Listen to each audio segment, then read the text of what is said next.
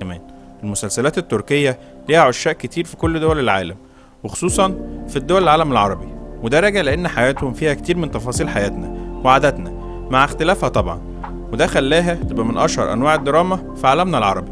وعشان كده احنا النهاردة بنبدأ الجزء الأول من ترشيحاتنا للمسلسلات التركية.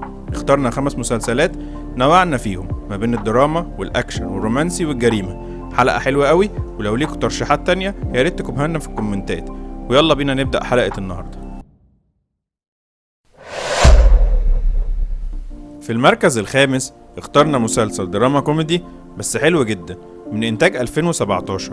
المسلسل ده مقتبس من مسلسل أمريكي اسمه شيمليس. بيحكي المسلسل عن 6 اخوات، وهم فيليز وحكمت وعصمت ورحمت وكراز وفكرت. أكبر الإخوات دول هي فيليز اللي مسؤولة عن كل إخواتها، لأن أبوهم ملوش في المسؤولية خالص، ده غير إنه ما كانش فاضي غير لمزاجه بس، وده اللي خلى فيليز هي اللي مسؤولة عنهم كلهم، وهي اللي بتقوم بدور الأب والأم، مسؤولة عن حياتهم وأكلهم وتربيتهم. حمل كبير جدا ما يقدرش يتحمله أي شخص لوحده، لحد ما هيجي يوم ويدخل حياة فيليز شخص اسمه بريش. الشخص ده على قد ما هو كان بيحاول يساعدها، هي كانت بتحاول تبعده عنها بكل الطرق. يا ترى بقى ليه بتعمل كده، وايه اللي هيحصل في علاقتهم؟ كل ده هتعرفه في احداث المسلسل الروعة ده.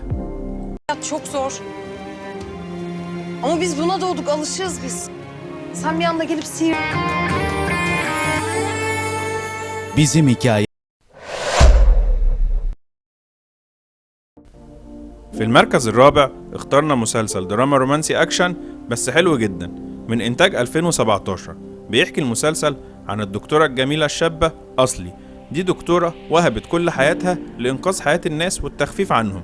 أصلي اللي عايشة حياة سعيدة جدا مع أخوها جيم اللي بيشتغل ضابط شرطة، وما بيتخيرش عن أخته خالص في حبه وإخلاصه لشغله، وهو اللي مسؤول عنها بعد وفاة أبوهم وأمهم، وبيعتبر أصلي دي كل حياته.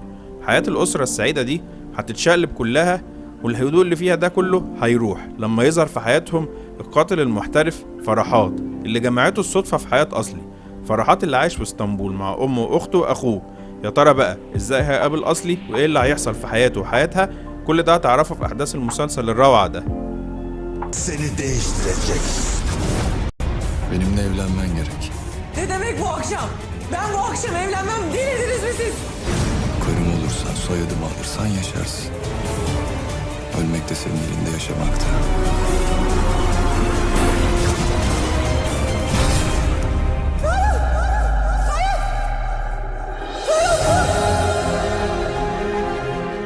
Masal bitti mi?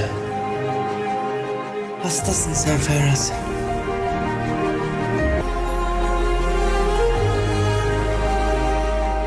İyileştiririm. Sadece biz. Var mısın? Soru mu bu? Her şey temiz olacak. Kimseye vurmak yok. Herkesi sevmek var artık, söz. Beni bir daha sakın bırakma.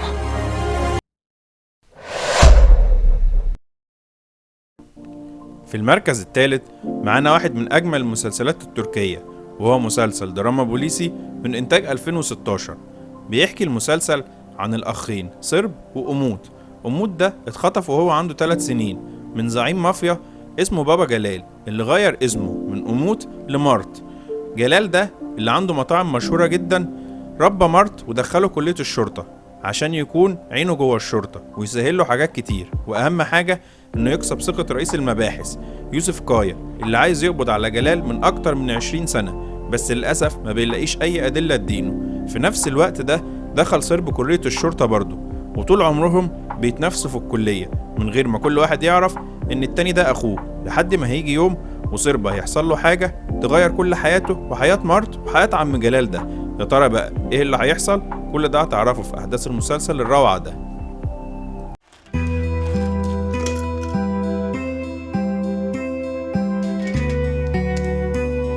Sarp, Umut.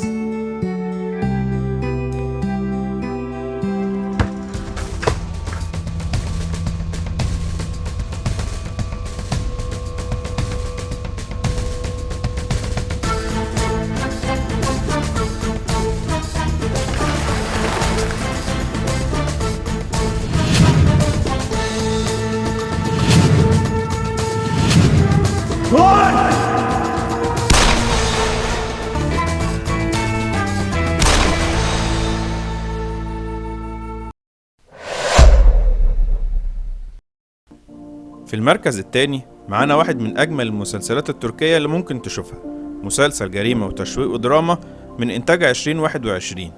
بتدور أحداث المسلسل حوالين شخصيتين رئيسيتين، وهي المحامية جيلين، ودي بتعمل أي حاجة في الدنيا بس تحقق أهدافها من أي قضية تدخلها، يعني أي قضية تدخلها لازم تكسبها. وعلى عكسها تماما المدعي العام، وهو إليجاز، الشخص اللي أهم حاجة عنده في حياته هي أخلاقيات مهنته، وده اللي خلاه شخص ناجح جدا في عمله كمدعي عام. لكن إليجاز ده بيضطر في يوم إنه يكسر كل القواعد اللي عاش طول عمره يحترمها لما بيتم اتهام أخوه في قضية قتل، عشان يطلب بعدها إليجاز من جيلين إنها تساعده وتمسك القضية دي. عشان بعد ما توافق وتمسك القضية ويبدأوا يدوروا على أدلة براءة أخوه، بيكتشفوا أحداث غامضة وفساد كبير جدا. يا ترى بقى إيه اللي هيكتشفوه؟ كل ده هتعرفه في أحداث المسلسل الروعة ده. Müdürüme hakaretler savurdun. Bir cumhuriyet savcısının sesini gizlice kaydettin. Avukat hanım. Bunu da son kez benden duydum.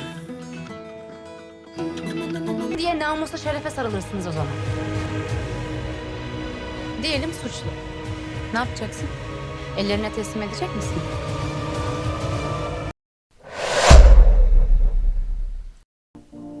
في المركز الأول معانا مسلسل حلو قوي ومختلف شوية عن باقي المسلسلات اللي فاتت ومن الدراما التركية عموما اللي بيكون عدد حلقاتها كبيرة. إنما المسلسل اللي معانا ده مسلسل من إنتاج 2018، جريمة ودراما بس حلو جدا. بيحكي عن أغبي أغلو، وده موظف على المعاش كان شغال في العدلية وعايش حياة منعزلة وحيدة جدا في اسطنبول بعد ما ماتت مراته من 10 سنين، وبنته كمان عايشة في بلد تانية ومتجوزة هناك.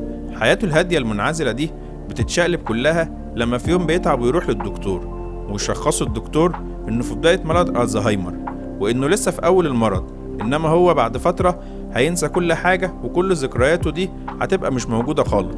الصدمة الكبيرة دي كانت صعبة جدا عليه، بس كلام الدكتور ده خلاه يقرر قرار اغرب من الخيال كان دايما يأجله. يا ترى بقى ايه القرار المجنون ده وهيعمله ازاي؟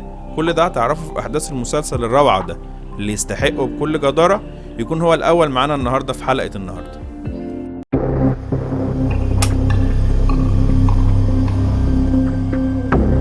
Başım köpük köpük bulut, içim dışım deniz. Ben bir ceviz ağacıyım Gülhane Parkı'nda. Budak budak, şerham şerham ihtiyar bir ceviz. Ne sen bunun farkındasın, ne polis farkında.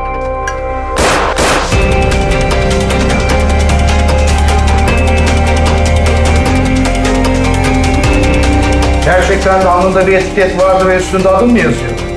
Evet. O halde bu adamı öldüren her kimse o seni tanıyor. Sence kim böyle bir şey yapmış olabilir? لو ترشيحاتنا عجبتكم اعمل لايك للفيديو واكتب لنا رأيك في الكومنتات، ولو لسه مش مشترك في القناة اشترك وفعل الجرس واستنى كل جديد. خلص الكلام، سلام.